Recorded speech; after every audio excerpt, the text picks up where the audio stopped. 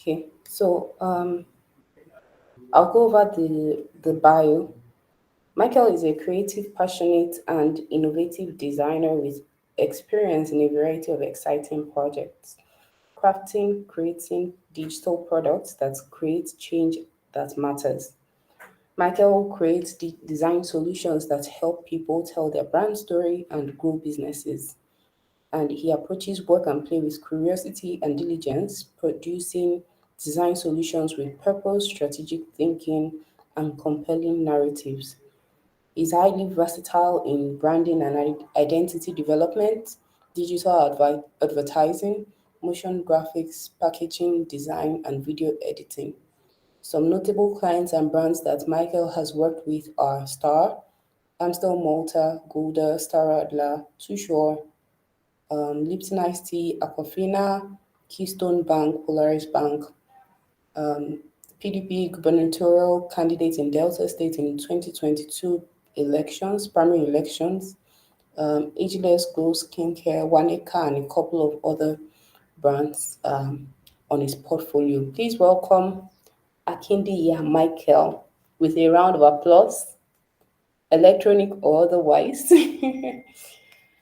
Welcome, Michael. We're glad to have you this evening, and we're excited about the session that you're taking. I particularly like his the part of his bio where he mentioned work and play. There's balance to be had in everything. So I like that he approaches work and play with curiosity. Curiosity is very important.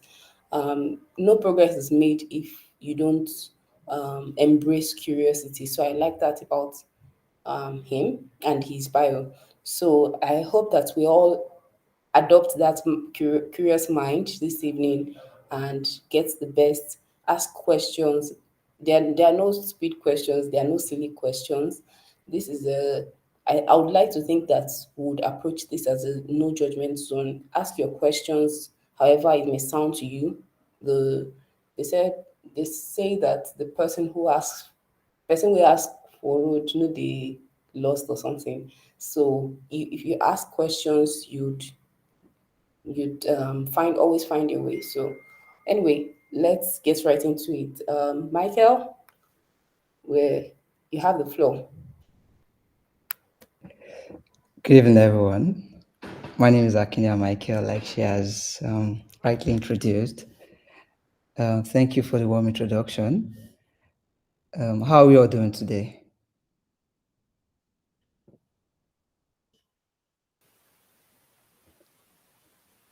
Can you We are hear all me? fine. Thank you. We are fine. We are fine. We're doing well. Yeah, awesome. Yeah, and I hope what's happening in this country is not getting to any one of you. Partially. Okay, yeah, glory be to God. So, I'm sure that they've taken you on several classes, and I know you started with the fundamentals of design and a host of other facilitators and those other aspects of design, from the basis of Photoshop to motion design and the likes. Are we all designers? Let's start from there. Are we all designers? Are we already practicing design, or we are we are just starting out? Can someone talk? Yeah. Like, what's the reason why you're here for this? Yeah. Okay, since Ahmed is raising up his hand, Ahmed Abiodun, can I hear from you? Yeah, I started the Okay. class majorly because I want a career shift. So I'm new Okay. to this. Okay, so you are new to it, right? Oh, awesome. But Okay. I downloaded the crack version of Photoshop 12 and 2022. I mean, so I've been practicing with all the materials that we have been doing. Oh, awesome. Yeah. Okay, so this class will be useful to you here, since you've already been following the previous classes, which deals basically with the use of tools and some scratch on the surface of what design really entails. Yeah. Wells. Ahmed just spoke about him being new to design and the fact that he has been following up the previous classes, which has somehow broadened his knowledge of how design works. Um, let's hear from others. Sunday, Titilope, Mustafa, Oluwaseun Obuzo. Can I hear from you guys? Yes, hello, good evening. Good evening. Um, I won't say I'm entirely new to it, even though I Okay. haven't gone very far. Yeah. What it has been for me all this while was a hobby. So Okay. now I'm looking to learn it better and get Hmm. professional with it. So what I'm Hmm. trying to learn here is the standards that work, and how to approach professionalism. So, Awesome. Yeah. Okay. Yeah. I love how we've all spoken, even though maybe some people might not be willing to speak now.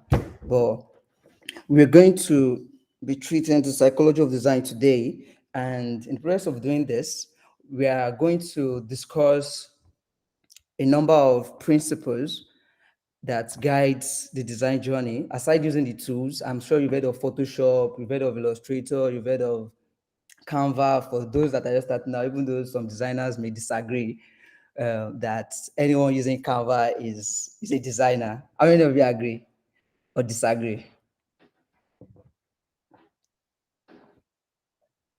Why are you laughing?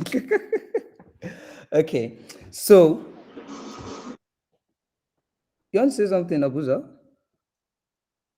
I don't really have much to say because this is my first time of coming to this platform, even to the fact that I actually wanted to be here. I've been busy all this while, so but I know Canva is a platform where you can design very well. Okay. So, but I don't know how to use it properly. Oh, all right. Awesome. All still good. Yeah, even the things I'll be sharing with you today cuts across different platforms. It's just the mindset. Aside knowing how to use the tools, there's a mindset to approaching design. And that's what we'll be discussing today. The psychology of design, we deals with how to use um how to influence people with your design, how to guide the users. Because most times when you create posters, it's always hard for the readers to really follow through on what you're trying to achieve with your visual. So visual is all about communications. Design is all about communications. And some of the things that makes your design stand out from every other designer out there is what I'll be sharing with you. I have over 3 years of experience working in the skincare industry, the beverage industry, and other aspects of design. UI UX. I've done a little bit of UI UX, and I'll be sharing let me share my screen with you so we go into it. But before we even commence, what do you understand by psychology of design? What's your expectations for this? What do you understand by psychology of design? Anyone can help us out?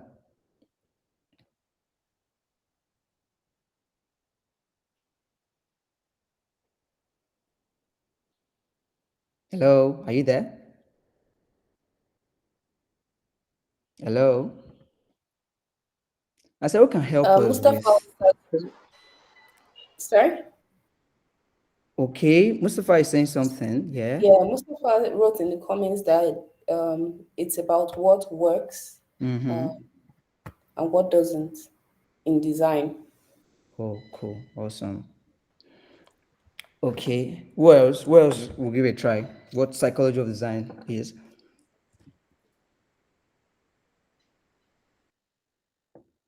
Who else?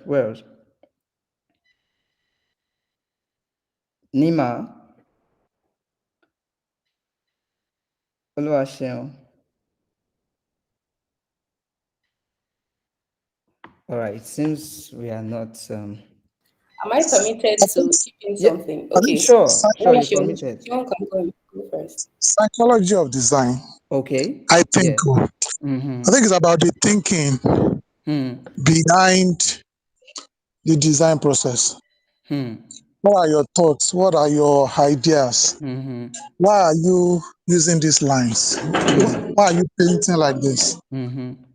And many other things.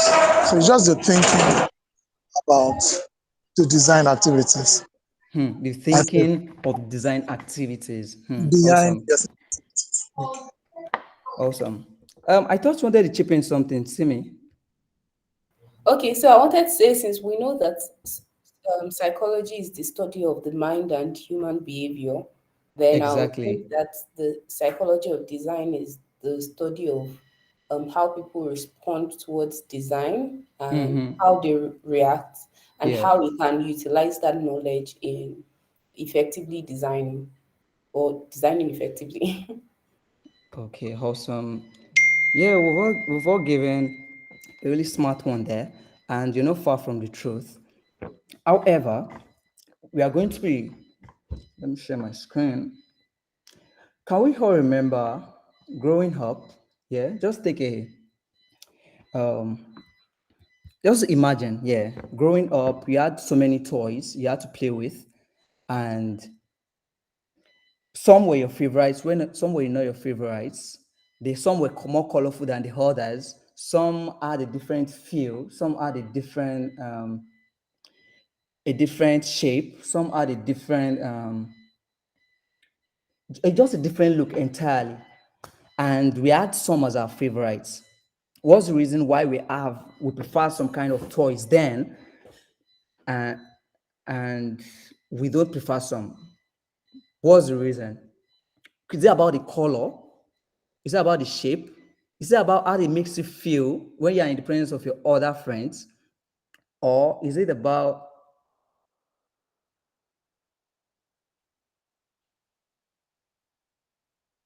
the texture of the toy? That's what psychology of design really is about. It's about the feel, how a design makes you feel, how a design makes you think, how a designer guides your thought process, how a designer guides you through a poster design or a flyer design, what he wants you to see first, what he wants you to see second, how he wants you to feel overall, and what he wants you to see. Yeah. So right now, I'll be sharing my screen with you.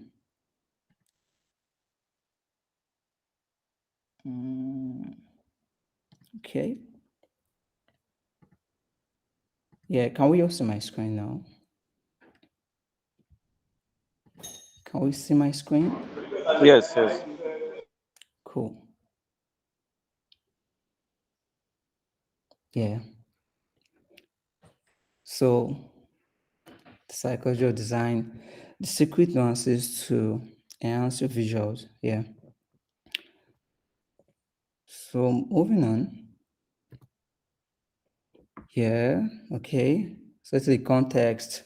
Traveling way back to your childhood, imagining you playing with your toys, and you have different kinds of toys to choose from, colorful building blocks, stuffed animals on toy cars, the way the toy looks and feels, different emotions it arouses within you. That's what psychology of design is really all about. So, in this class, we're going to be building on four major blocks and addressing them accordingly so as to better enhance our designs. One, understanding your user, the psychology of the user. For those of us that are already designing, I'm sure you have various clients you're designing for, and they have different audiences. The audience of a beverage brand, let's say like Pepsi, is different from the audience of a corporate organization like Keystone Bank. Yeah. Why is it like that? How does a Keystone Bank client, customer, respond to a visual design, and how does a Coke consumer reacts to a visual design? How does um, how does an Apple user react to a visual design, and how does an Android user react to visual design? You know that all of these people, they are different audiences, in the sense that a Pepsi drinker is more interested in something fun, something entertaining, something something more colorful, something vibrant, um, something something more entertaining, something more adventurous, compared to a bank visual like Keystone Bank, where everything is more organized. There's no much fun into it. It's formal. It's more formal than entertaining. So we're going to be understanding how our users think, how to influence people with your designs, how to guide them through the design process, how to guide when someone sees your design, what is the first thing you want them to read first, what's the second thing you want them to read. The magic of simplicity, that is simple designs that communicates your message. Utilizing color, the psychology of color, I mentioned that earlier. Different colors speaks different languages, they pass different messages, and though we have cultural nuances in the sense that the meaning of colors may vary from countries or cultures to cultures, from traditions to traditions. Then further, we'll be going to the secret language, shapes. Yeah, the shapes that we see, the rectangles, the squares, they all have the message they're trying to pass across and how to utilize them to further enhance your design, a part of what we're going to be discussing. Then visual hierarchy, getting your attention with visuals, because you must not have a boring visuals. Yeah, we have low attention span now, and once people look at a visual and they see that it's not engaging, there's nothing exciting about it, they won't even bother looking at the other details. So that's why it's very important that we have visual hierarchy to guide our audience, whosoever is viewing your design. So I'm back here. What stood out for you here? Can I ask you that question? What stood out for you here? What came to your mind when you saw this? I want us to speak.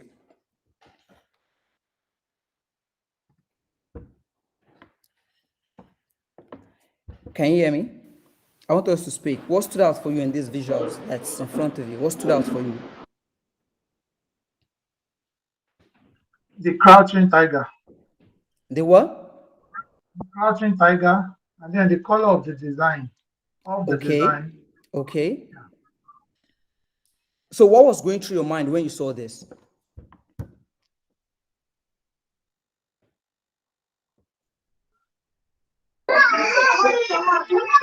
Hello? Yeah, Ahmed, I can hear you. Yeah. Speak up. Speak on. I would say what came to my mind the moment I saw this is like an introduction, like something exposing something from the blue, like an introduction, maybe an introduction of an idea or something. Okay. Okay. The image of the tiger. Thank you, Kelvin. Yeah, Kelvin pointed out. So you'll be wondering, image of a tiger. Okay, what's this about? So what I was trying to do there is to capture your attention. Yeah, like to draw you in. You'll be wondering, how does it relate, a tiger and the psychology of design? I'm just trying to pass a message. That's why I had to use that visual, just to catch you and capture your attention.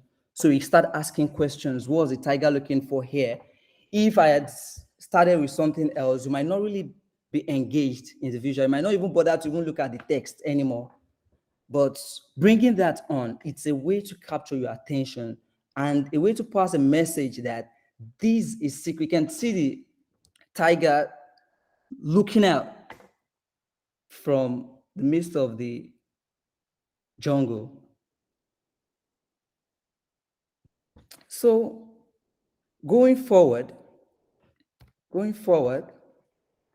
well, let's explain what psychology of design means, as our professors will do in class. Psychology of design is a powerful concept that explores how human psychology and behavior influence the way people perceive and interact with various design elements. Design is not just about the aesthetics. Yeah, that's very true. It also deeply impacts how users feel, think, and engage with the product, space, or communication. Understanding the psychology of design can help designers create more effective, engaging, and user-friendly experiences. Yeah. What we're going to be discussing further is that psychology of design helps guide us in understanding whosoever we are designing for. Over the years, I've designed for Amstel, yeah. I've designed for Star. The speak of Star is different from the speak of Amstel. They don't speak the same way. Their visuals don't look the same. The speak of Red Bull is different from the speak of, let's say, Super Commando. though they play in the same energy space. But the way their visuals are communicated is different. They have a different speak. Red Bull has a more daring speak. When you're designing for Red Bull, you'll be thinking of adventure, of exploring. So, and all of the colors you're going to be using must be targeted towards conveying that emotion of adventure, of yearning for something more than the ordinary. So that's why they say you must speak. Speaking, you must understand the audience. You can't just have a flat design all across, irrespective of the industry. So you must understand the industry you're designing for. Who are the people that will be seeing your designs? If it's billboard, the way you design for billboards will be different from the way you design for digital posters. The way you design for digital posters will be different from the way you design for UI UX. As a UI UX designer, there are some basic principles you need to understand to be able to convey your audience, to be able to guide your audience towards taking certain actions on your website, on your mobile app, or whatever. So understanding how your audience think is very key to design, or else your designs will make the maximum impact it has to. Going further, the first concept we're going to be discussing is the magic of simplicity. The magic of simplicity, that is conveying your audience in a way that is not complicated, being straightforward with it. Can we all say this? Please just respond. Can we all say this visual? Yes, we can Yes. also. Yes, we Okay. can. Yeah, we can. Okay. So who can attempt reading what's there? All we have is now. Okay. What else? I'm What saying else? lost, get, Okay. Mm-hmm. let. Mm-hmm. Together. Okay. Someone was laughing. Let's get Okay. lost together. Let's get lost together. Okay. All right. What else? What else can you see on that visual? Well, I guess it's a little bit complex. Yeah, that's the goal. So, looking at this visual now, there's no direction on this visual. That's the truth. How long? How long did it take you to read all of this? It's taking you time. You have to process it. You have to look at your left, look at your right. There's no order in this design. It's so complex that it's hard for you to really get what they are trying to say.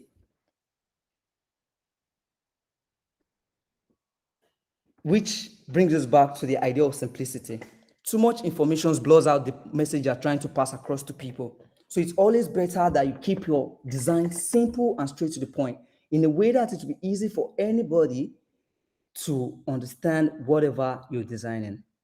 I can open my Photoshop right now and recast all of these words that are here to enhance clarity. Are we in our system? Hello? Are we in our Yes. Yes, system? I'm with my sister. Yeah, with your system. Okay. So let's try something out now. I'm opening my Photoshop now. Oh, how do I share this? Okay. Mm, okay, I don't know if you can see me. Oh,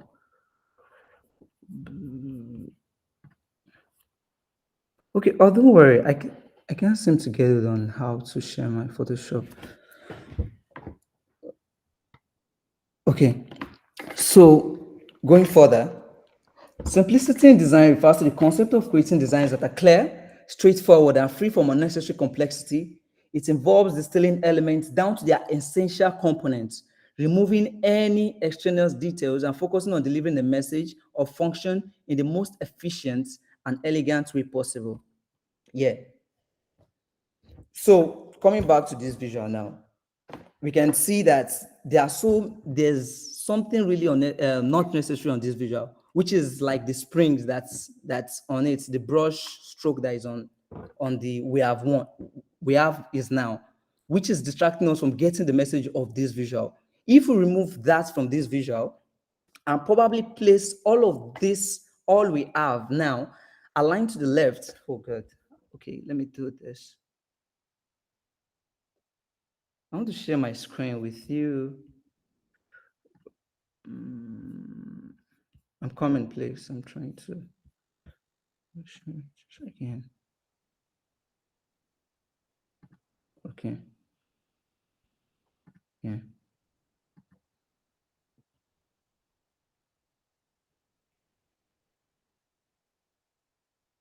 Okay. Can you see my screen? Yes, Okay. I can see your screen. Okay, can screen. Thank you. So now coming to Photoshop.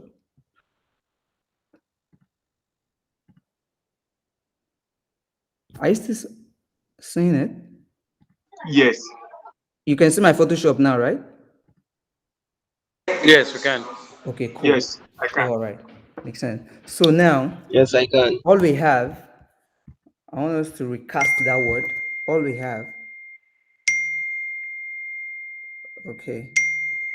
So all we have,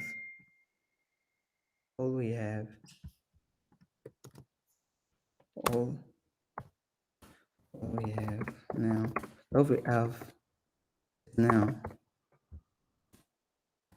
is now, so it's just go some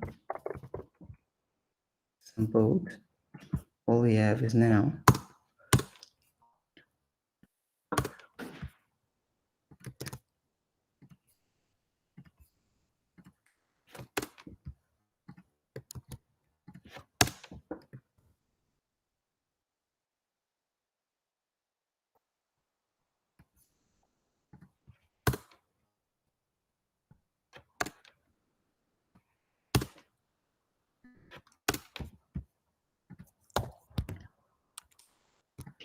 Okay, so all we have is now. Okay, all we have is now, right? So coming back here, all we have is now. Let's get lost together. Let's get lost together. Let's get lost together. Let's get together.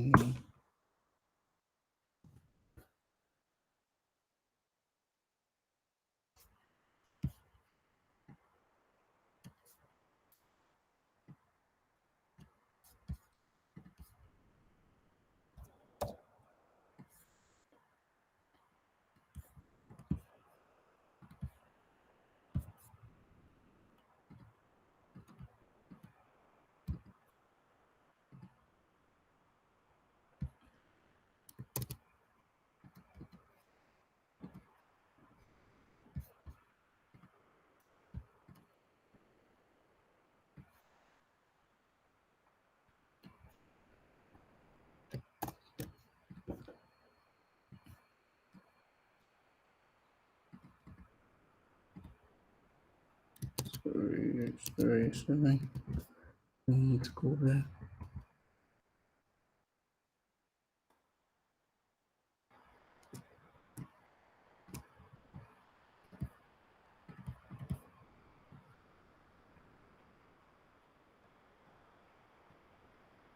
Okay, let's put it here. Oh no, let's return it back to where is. Sorry.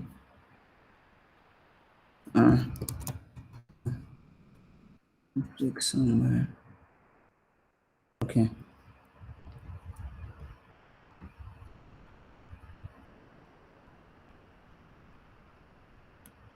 All right. So we have this here. So we have other details like let's get lost together. Okay. Okay, let's leave out the remaining one. In modern design practice, we tend to categorize. Okay, let's leave that out. And probably let's make this, let's make it like this.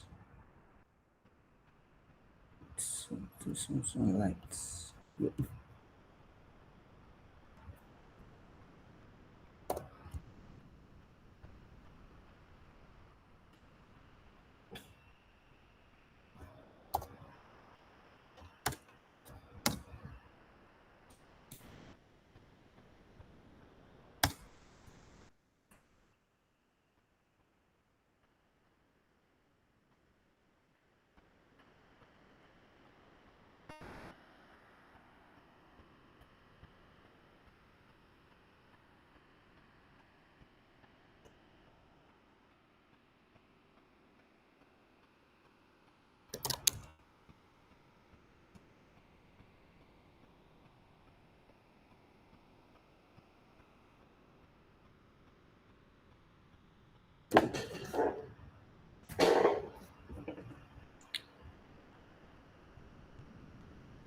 Probably something like this color. Nope. It's too ash on the eyes.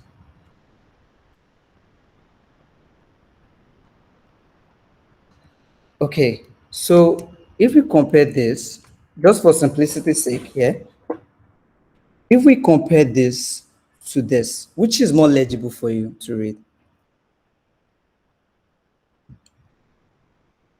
Which is more legible for you to read? This and this, which is more legible for you to read?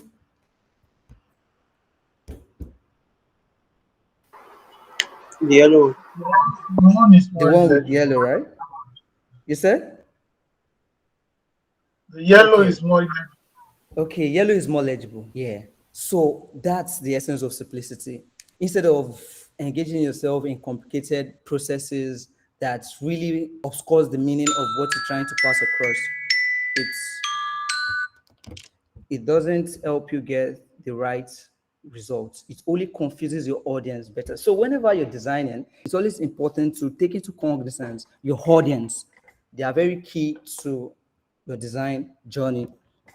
So that's that about simplicity. Going further, looking at these two visuals, looking at these two visuals, which one is more easier for you to use?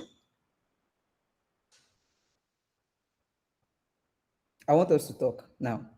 Looking at these two visuals, which is more important, more for you to use? Hello? Let's talk. I want it to be more engaging. This, we have this, the one on your right and the one on your left. Which would you go for? Which one is easier for you to make use of? They are both remote controls, but one is easier to use than the other. The one on the left is easier. The one on the left is easier. Thank you. So this also further explains the importance of simplicity in any design project you're engaging yourself in. So going further, we have this.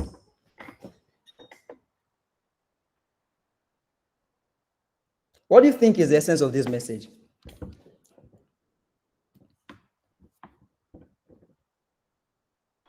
Social distance. Social distances.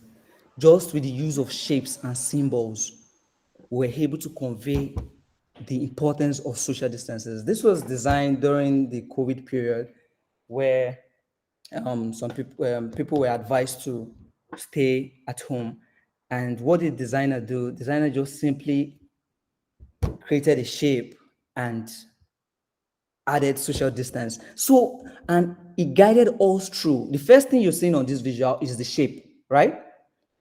After the shape is the social distance text. That's the second thing you're viewing on that visual. Then after that, you are going to check day 4, quarantine, the logo on the bottom left, the March 17, then all other details. So the visual has guided us through what's important.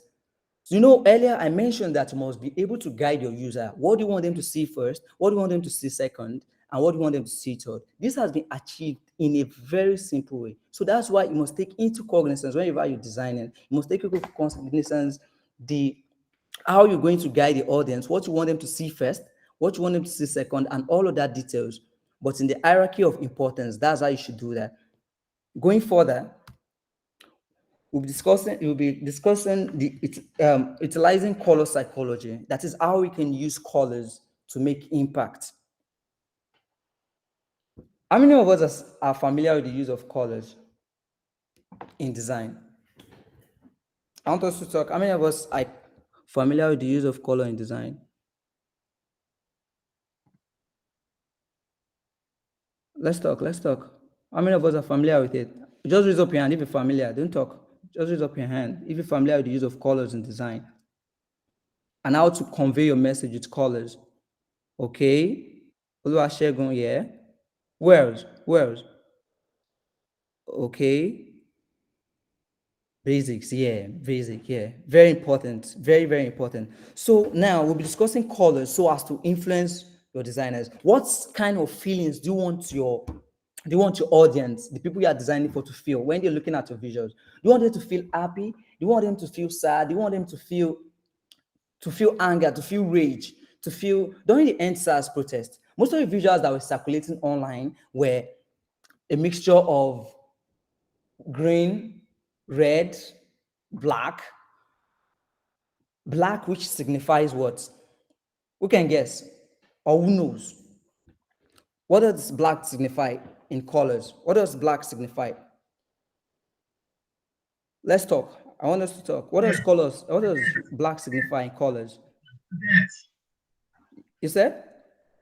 Death. I Death. think mystery. You said? Mystery. Something that's Mystery. mysterious. Something that's mysterious. Thank you. Where else to try?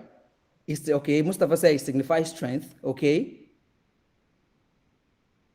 Okay. Where else? Where else? Let's hear from you. Okay. Sunday. What do you think black signifies? I mentioned that during answers, people were using a mixture of red, black, green, and the likes. What do you think green? Okay, black is death. Thank you. Okay. Yeah. Mm-hmm. Let's hear from others. Yeah. Fumilola.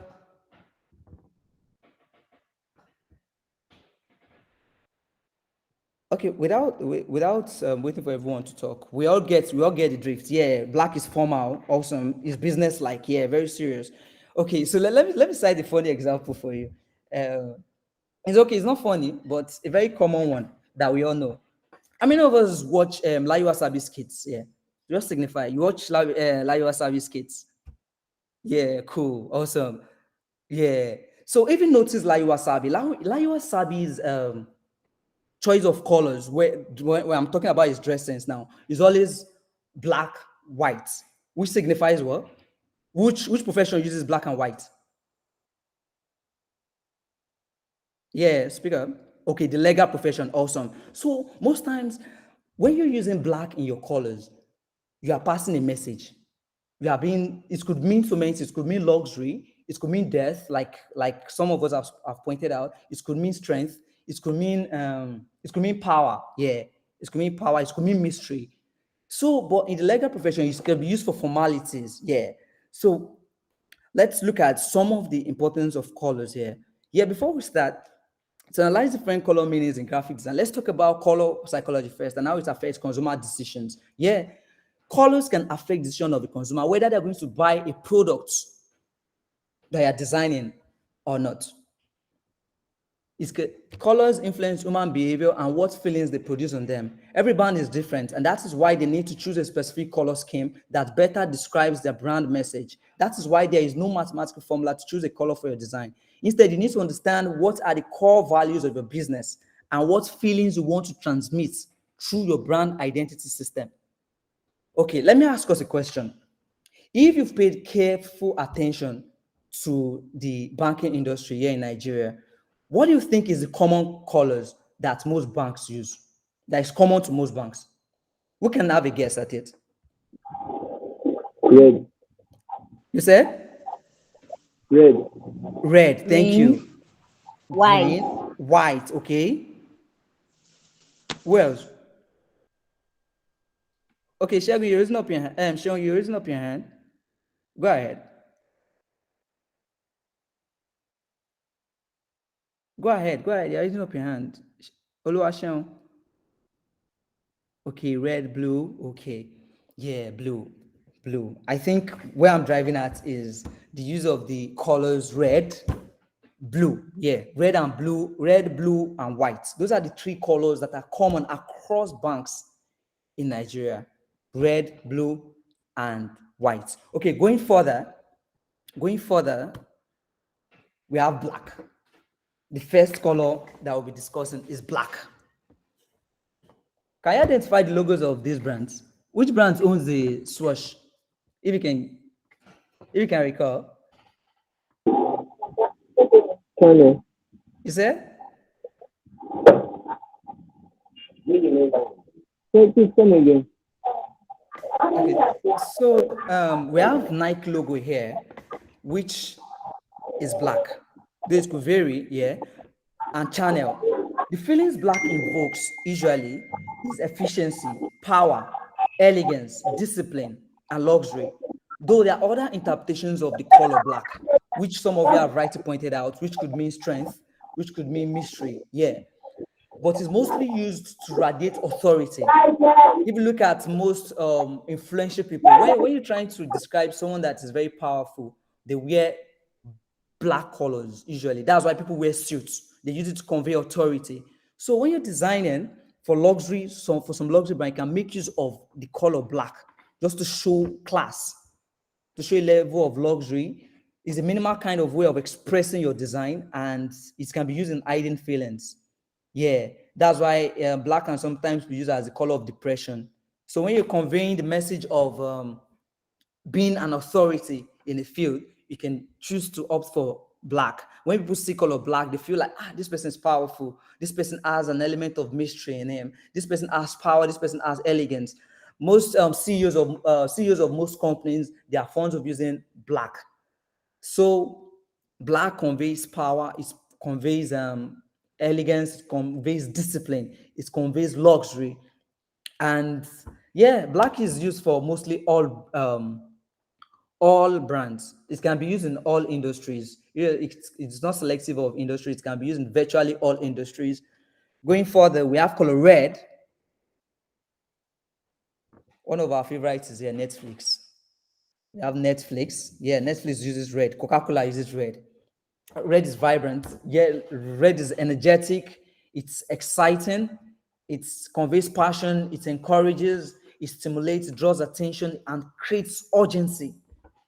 Have you, if you've noticed, most ads that you see, most GDM banners that you see online, you see that they are all, most of them, not all of them, most of them are created with the button being red.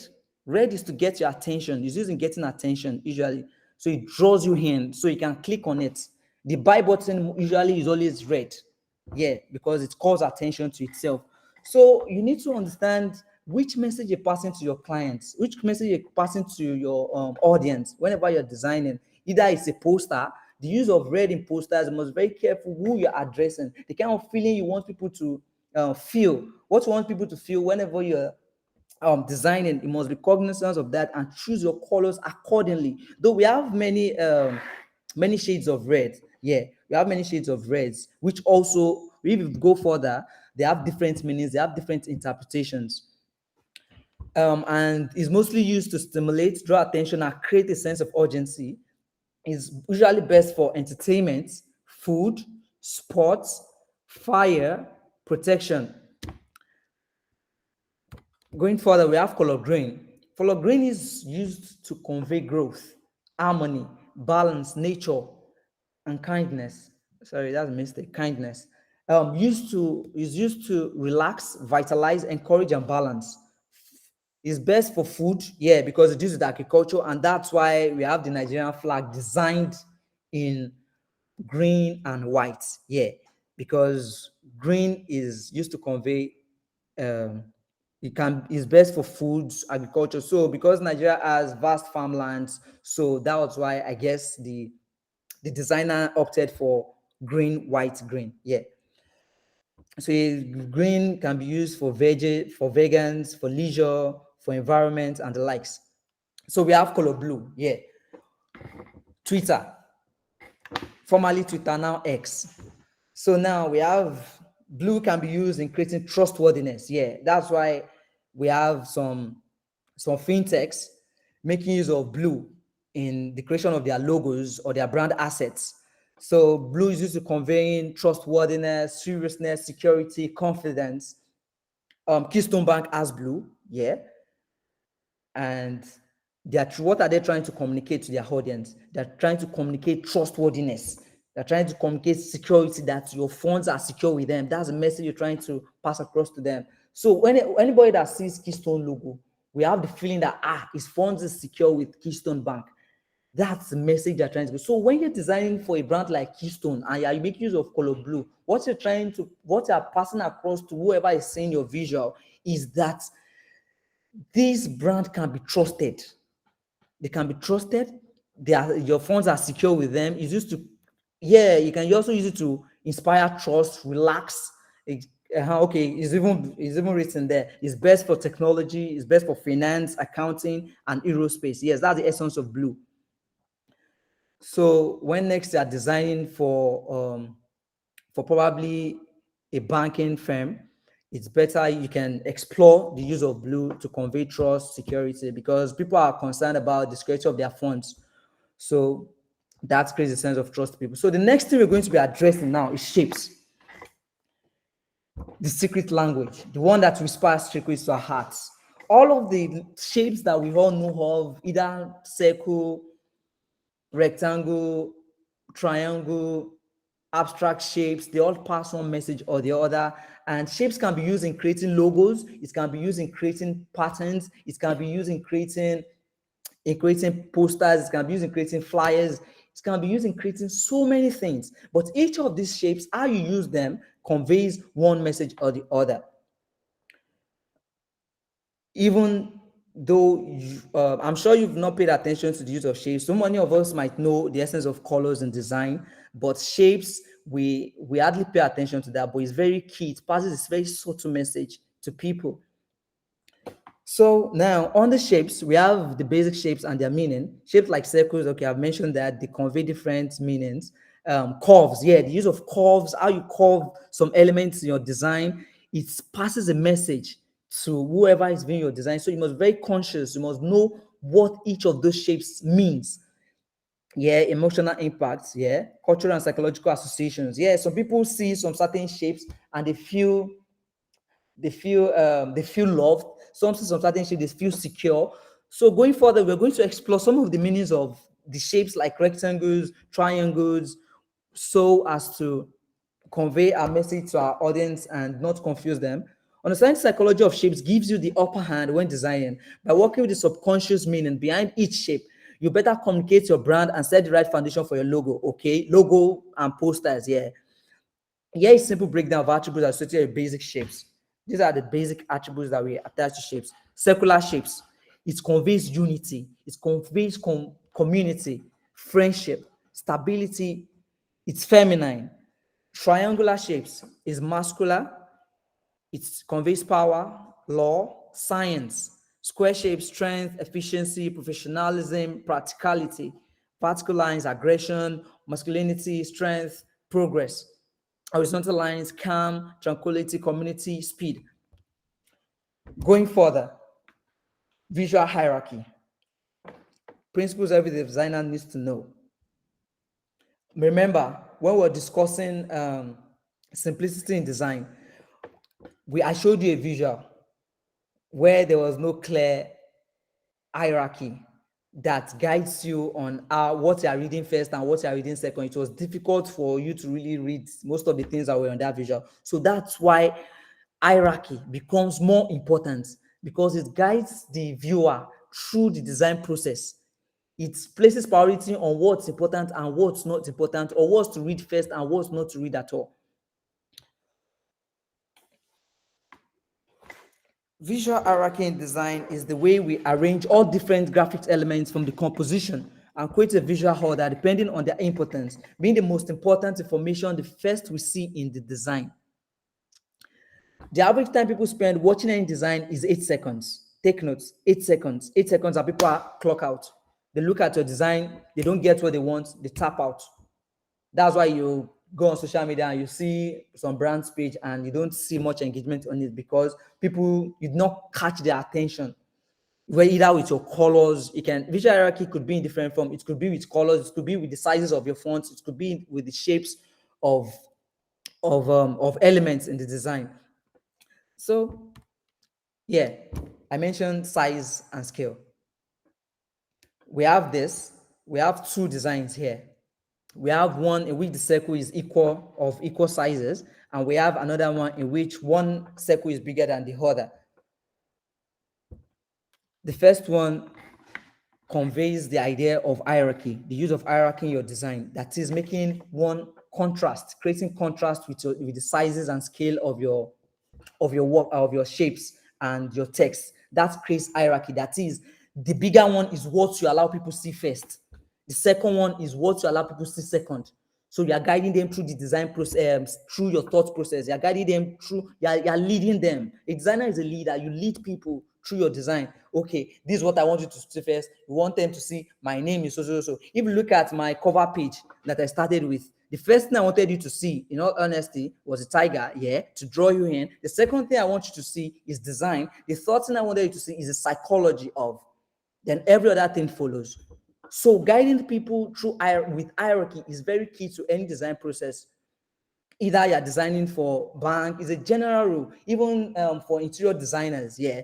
For interior designers, the way you arrange your the chair, the way you arrange, the way you use colors, which color is more dominant, which color is less dominant, which elements in the house do you make bigger, or do you want people to see first when coming into your room, and which do you want them to see last? That's the importance of hierarchy. It's a basic principle of design. It's very, very key. Without hierarchy, your design will be messy. It will be ordinary. It will be boring. It won't be creative. People won't feel like you've added any element of creativity to it. That's why most posters, most church posters, you see the picture, yeah, the image gets you in. That's one thing. It's always, there's a rule in design, which is a 70-30 rule. Yeah, the most important thing takes 70% of the space, then the rest 30%. So that's why hierarchy is important. In sizing and scaling. Sizing and scaling is an aspect of hierarchy. Then we have color and contrast. That is using colors to create contrast. You have a dominant color on your banner. The first one, the first color they see, let's say we are designing for Coca-Cola now. The first color they see is red. Let me go to my Photoshop. The first color I want people to see now will be red. Yeah, red. After red, I want my text to be legible.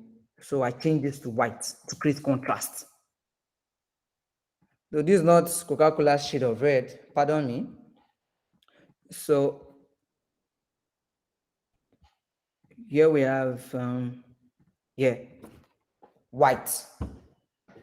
Though this shade of red is still contrasting with the background. Yeah, this feels better. So now let's not imagine that I want to create more contrast to this with color contrast.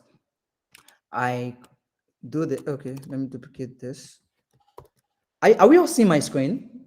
My Photoshop screen? Yes, I can see your screen. Thank you. Awesome. So now let's change this. So that color. Let's use something.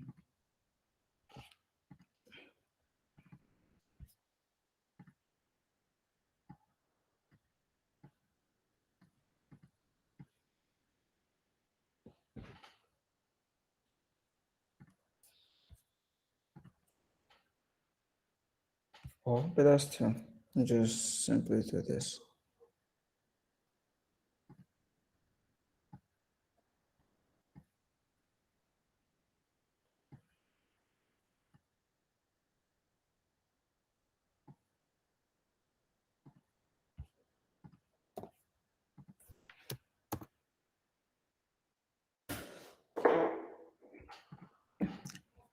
Okay, I've changed a color. It's basic here. So now I've been able to achieve a level of hierarchy with this. In the sense that what you are reading, you have created an extra step to what you are reading. Initially, what you'll be reading is just all we have is now. But what catches your attention after the background has changed? From red, the next thing you're looking at is the white text. From the white text, you're moving to the black. So that's the importance of hierarchy. I've been able to guide you through on what to look out for in my design.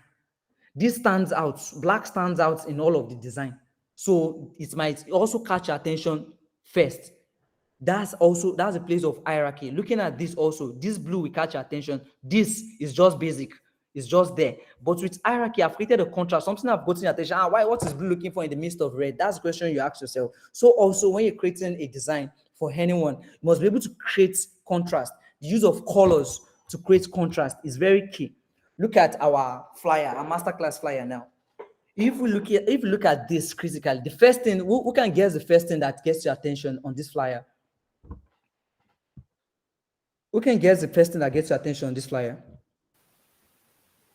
I want us to respond, please.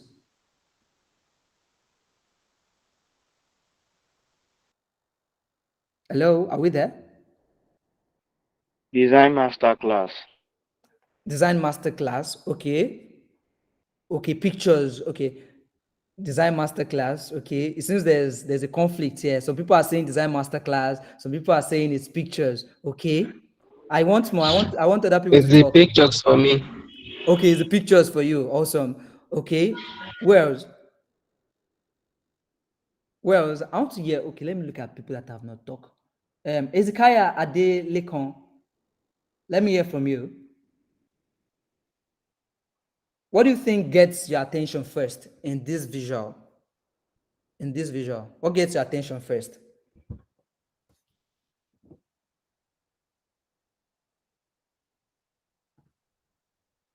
Ezekiah, okay, is not there. Anyways, the first thing that gets your attention in this flyer is the pictures. The picture is the first thing. You were correct. For those of you that said picture, the picture is the first thing. That's the first thing. That's the thing that grabs my attention first.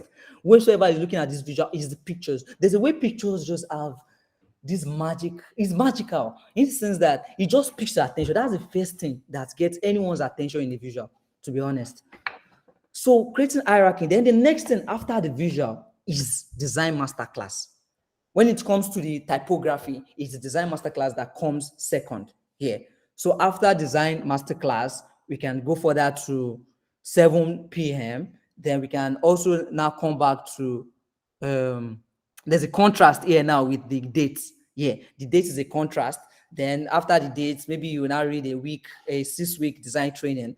Then lastly, you look at register now. Then you come to other the last thing you're going to see anyways is the Instagram, the social media handles.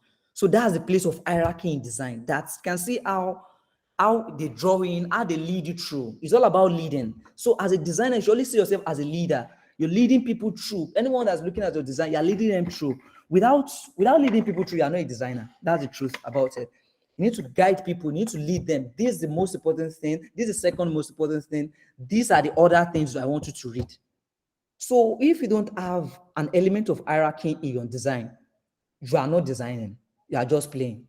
That's the fact. You are just playing. So you must be able to lead through, either through your text.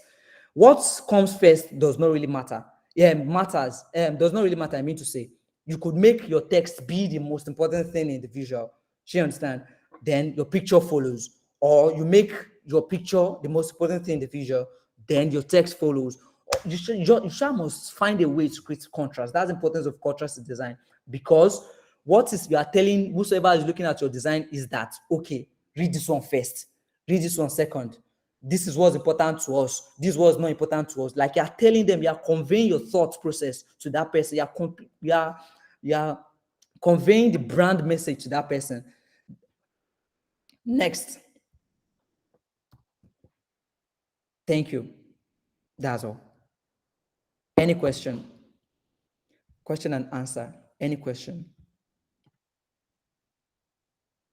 Any question? Everyone, any question? Good evening. Yeah, Good thank you evening. very much for this wonderful class. Very Okay. impactful.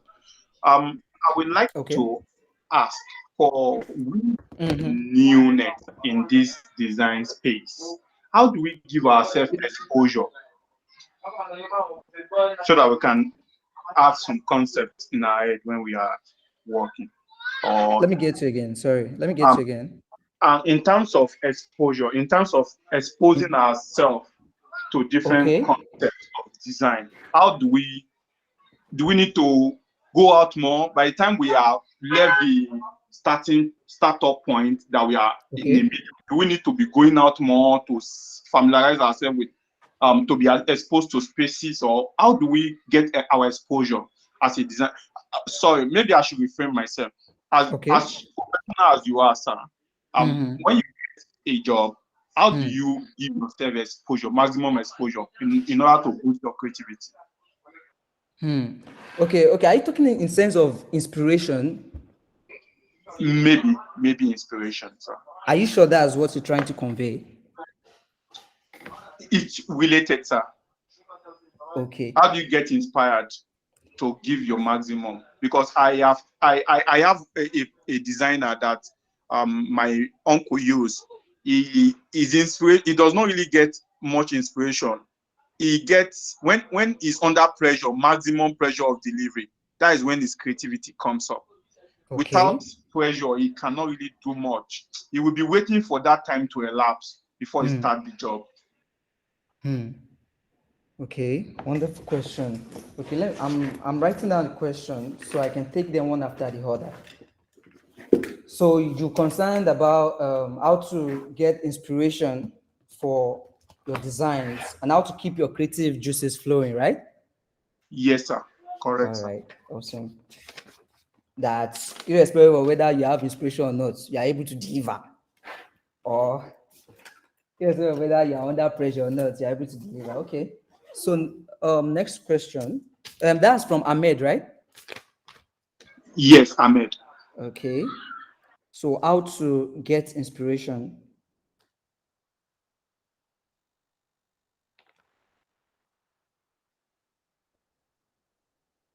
All right, next person, please. I want to take the question all together and address them as we move on. Next person, who else asked questions? Let's proceed.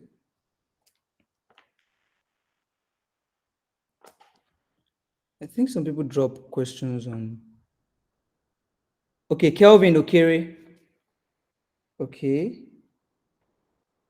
On the shapes. Okay, Kelvin is saying, my question is on the shapes. When designing, is there any rule guiding the combination of different shapes? Okay, is there any rule guiding the combination of different shapes? Guiding the combination of different shapes. There's some things I'm going to be sharing with you here. Okay.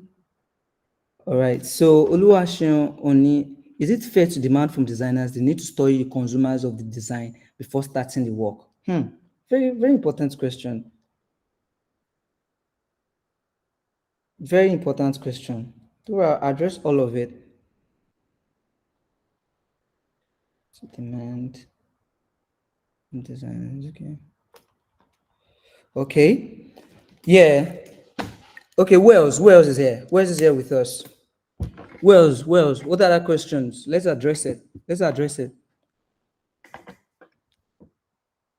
Wells, ask questions, please. Okay, so pending the time that other people ask their questions, the first question that Ahmed asked is how to get inspiration. Yeah, one thing about being as a designer, yeah, you're automatically a creator. Yeah, aside God is number one. Yeah, so you must have a strong foundation in God. Yeah. There's a bigger creator than you. So, and you too, you're a product of a creator, so you create things too. So as a graphic designer, you're a creator. Just see yourself as a creator, and creating things could be really taxing. Yeah, you could run out of ideas sometimes, and you don't know how to proceed on a design. Get stuck in between. Though we also vary. Designers vary in the sense that some are able to work irrespective of whether they are inspired or not. However, to get inspiration for designs, I will advise that you hang out with more designers. Yeah, you hang out with more designers. It's very important that you surround yourself with people that are creative. Yeah, anything could inspire you. That's the funny thing. For me, sometimes I've been stuck on a project, and the next thing is I just play one song and I'm good to go. I just get one idea or go outside to play. I mentioned the importance of playing. Yeah, I play a lot. Moderately, not very. I play moderately because once you get stuck on a project, it's better you give yourself that space. Just go out, do other things that are not related to the design project you're facing. You get more inspiration through that. And also, I explore a lot. I explore different things. I try out new things I haven't tried before. I try them out. It gives me inspiration. That's how I function. And also for most creators, it's just about exploring, going out, adventure, exploring new locations, meeting new people. Um, I swim. Yeah, that's part of what I do for leisure. I swim. I travel. Yeah, I travel to. I travel. I just travel. I travel anywhere. I meet new people. I go to new places. I eat new food. Yeah, I love food. So I eat new food. Those things, those experiences, things that you've never done before. It could be funny that you're just having a discussion with your friend and an idea you've been stuck on for a long time. You just gets inspiration on what next to do about concerning it. So it's about exploring new things, trying out new things that are not even related to design. It might not necessarily have to be related to design, but exploring new things and surrounding yourself with fellow creators, people who create. It's interesting creating, but it's harder to create. So it's important that you surround yourself with like-minded people who are creatives, people who create things, people who will sharpen you, who will make you a better person, and exploring new opportunities. Exploring new opportunities is very important. Exploring new opportunities. So Ahmed, I don't know if I've been able to answer your question with that. Ahmed. Oh, awesome. So going further, Kelvin asked, he said, when designing, is there any rule guiding the combination of different shapes? Yeah, of course. It's not like a rule per se, but it's important for you to understand the meaning of each shape you are making use of in your design process. Understanding the meaning of these shapes is very, very important because you want to convey anger in your design. Let's say, for example, you are designing a poster for an horror movie. Yeah. Let's say you are designing a poster for an horror movie and you are making use of lovely, caring shapes that convey kindness, shapes that convey love, or other things like that. So you need to understand the meaning of these shapes. That's why I'm treating it with you. Most designers, they just go out there, you just check, let's say, Google for inspiration. Yeah, you can check Google for inspiration of how to go about a design, and you search, okay, horror movie poster design. You search it on Google, and Google comes out a wide range of visuals, and you see captivating visuals that speaks about horror. But you don't really know the meaning of each of the colors or the elements that are being used in that visual, because each of those shapes could convey different meaning from what you are trying to design. So understanding the meaning of shapes is important before using them. So when you understand the meaning, automatically you know which shape to use. You have the rule with you. You know that, okay, these are the kind of shapes I use in this kind of situation. Or whether you are creating a logo, you know that, okay, I'm using a circle logo because this brand wants to speak to their audience like this. It wants this audience to feel this kind of feeling whenever they are seeing this logo. Let's um, so it's all about understanding the meaning of these shapes. Once you understand the shapes, combining them will be easy for you. You understand? So understand the meaning of the shapes, then take it from there. Um, Kelvin, are you still on the call? Kelvin? Hello, Kelvin. Yeah, I'm with you. Okay, so I don't know if that answered your question. So it's all about understanding the meaning of the shapes. Once you understand the meaning of the shape, you can combine different shapes.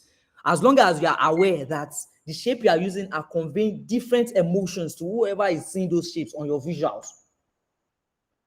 So once you understand them, you can use it as much as you like to convey whatever message you want to convey to your audience.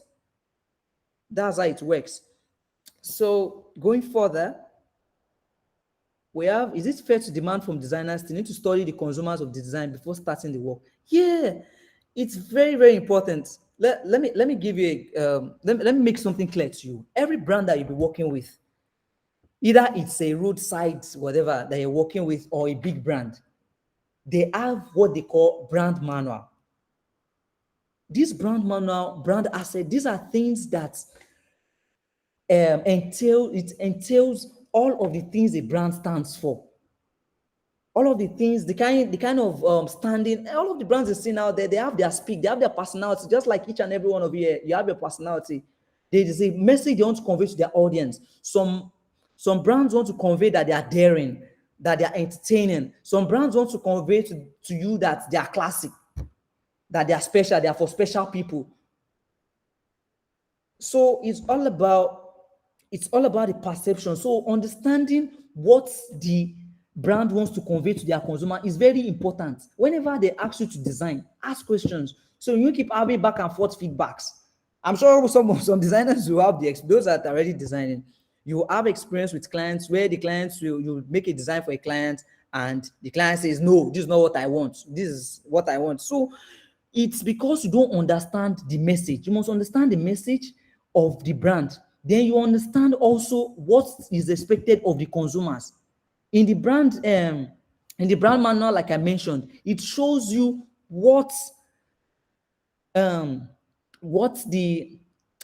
target audience is. That is the people that will be seeing what you are designing, what they expect. For some brands is between the ages of 18 to 25. So the kind of designs you'll be creating for people within that age will be different from design you'll be creating for people that are within the ages of 30 to 50. Do you understand? So you need to understand the people you are designing for. The way you design for a church, the way you design a church poster will be different from the way you design a brand, the way you design for products. So it's important you have a basic understanding of your consumers before you design. That's why you must ask whoever is giving you a project to do. You must ask them questions. As a designer, you must ask questions so as to understand where the goal of the brand. Let's say, okay, there was a time I was working for what's her name? Glim. I don't know if you know Glim. For the females in the house, Glim, she's a skincare person. So there was a time I was working for her, and I wasn't too familiar with the industry then. So I had to ask my colleagues how they've been designing for skincare brands, beauty brands. The way you design for a beauty brand is different from the way you design for let's say a beer brand or a drink brand. You understand? So you must understand all of those nuances. The audience for a skincare brand is different from the audience for an air brand. Yes. So understanding your audience is key. So you won't be designing and miss. So understand all of these things is very important. It's very key. So next time you have a design project on your hand, ask questions. Have a list of questions. Okay, what's the message you want to pass to whosoever is saying the design, or if it's a logo design, or if it's a website design? How do you want people to feel when they visit your website? What's the kind of, is it simple? Do you want it simple? Do you want it complex? Do you want it straight to the point? The call to action button, where is it? Is this obscure? Is it where people can easily click on? What's the color of it? Is it buried in the background? You are using a vibrant color to call out the call to action button so people can easily click buy or add to cart. Those are things you need to understand as a designer. That's why we call it psychology. Like this, you are leading people. You are telling them what to do. These are the things you want them. This kind of feeling you want them to feel when they are seeing your design. So it's very key that you understand who the end user of your design product. Understand them. I hope that answered your question, Sheon. Sheon, are you there? Is Sheon still there with us? So that's just it. Understanding your consumer. Understand your consumer. Ask questions. That's what will inform how your design will be. That's what will inform the emotions you are conveying with your design. Some brands are more subtle. Some brands want to convey power. We talked about colors. So using colors to convey power, using colors to convey excitement, using colors to convey sadness, using colors to convey holiness. So all of these things, shapes, you can use them to convey whatever message you want to convey. but you must be very certain what you are saying per time and how you want your viewer or your consumer to process each of these information you are presenting. So you guide them through. It's all about guidance. It's all about the end user. At the end of the day, you're not designing for yourself. That's what you need to understand. You're not designing for yourself. You're designing for people that will see. And if your design doesn't achieve the goal of the person that told you to design, then you're designing amiss. You're designing for yourself. So it's very important that you understand your user, you understand their thinking, you know what you are trying to say to them, you know that, okay, you're inviting them for a master class. That's the goal. So your design must have an element of guidance. Okay, you want them to see this picture first, you want them to see this color first. And also there's hierarchy of font. There's the place of fonts in design. Each font that you use in your design, I didn't capture that. There are other means of there are other aspects of psychology of design, which is font. Font too is part of it. The use of serifs, the use of sans serifs, the use of cursives, the use of scripts, fonts. So each of these things convey different emotions to their end users. So it's always important that you take into cognizance all of these nuances in your design process. All right? Any other question, please, before we proceed? Any other question? Hello? Are we still here? Yes, we are here, sir. All right. Any other question? I want us to ask questions. Ask questions concerning design. Ask questions concerning design. How to step up your design, or other aspects of design that you feel you still need to improve on. Let me hear from you.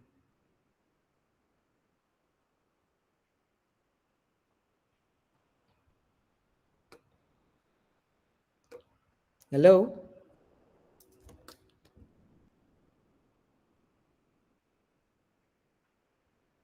Hello? Are we still there? No more questions?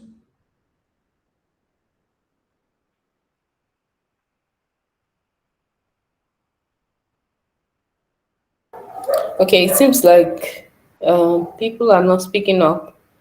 All right. Are we all good? Did we all get everything that Michael has shared with us? Yes, I got everything that he has shared, ma'am. Okay.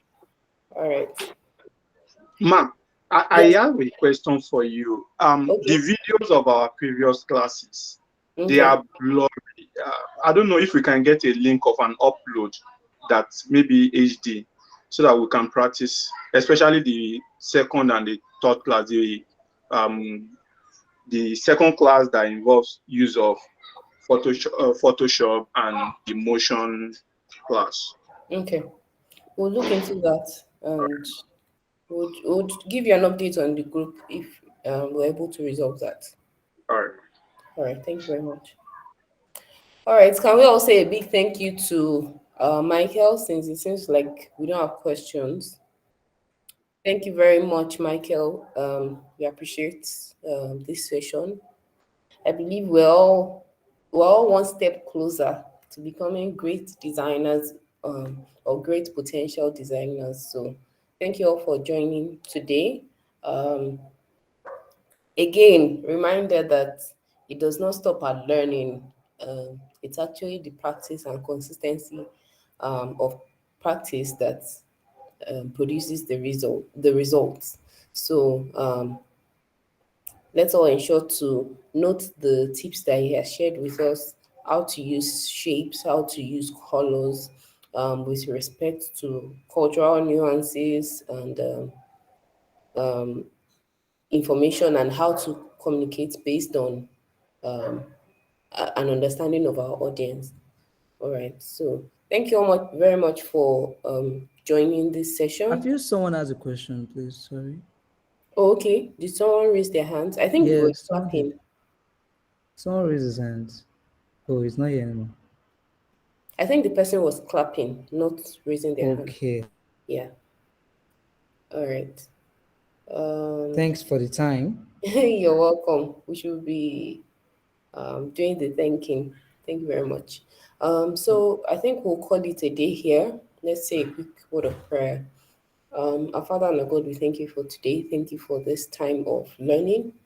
Thank you for the insight, the clearer understanding we have about design and the takeaways we have concerning how to how to keep in mind that keep our customers' needs in mind, our viewers' behaviors and mind patterns in mind while designing. Thank you for Michael, who has elaborated on this and shared from his wealth of knowledge. We ask, oh God, that you bless him abundantly for taking out this time to share with us. And we ask that you grant us the strength to implement the knowledge that we have gained, and that we'll not just stop here, but we'll also do research, we'll learn more and become better people, better designers in Jesus' name. For in Jesus' name we've prayed. Amen. All right. Thank you very much for joining. Yeah. I hope you all enjoy the rest of your evening. Bye for now.